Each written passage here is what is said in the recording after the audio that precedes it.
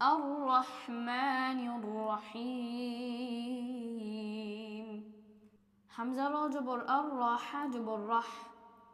আমরা এখানে আলিফকে খালি দেখতে পাচ্ছি। আলিফকে সবসময় জবর দিয়ে পড়তে হয় না, অনেক সময় জের, আবার কখনো পেশ দিয়ে পড়তে হয়।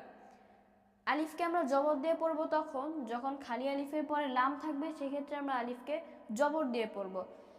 আবার জের দিয়ে পড়ব তখন যখন আলিফ খালি, তারপরে লাম না থেকে 3 নম্বর হরফে জবর বা জের থাকে, সেক্ষেত্রে আমরা আলিফকে জের দিয়ে পড়ব। আবার যদি আলিফ খালি থাকে, তারপরে লাম না থেকে 3 নম্বর হরফে যদি পেশ থাকে, সেক্ষেত্রে আমরা আলিফকে পেশ দিয়ে পড়ব। এখানে আমরা খালি আলিফের পরে লাম দেখতে পাচ্ছি, কারণ আমরা এখানে আলিফকে জবর দিয়ে পড়ব।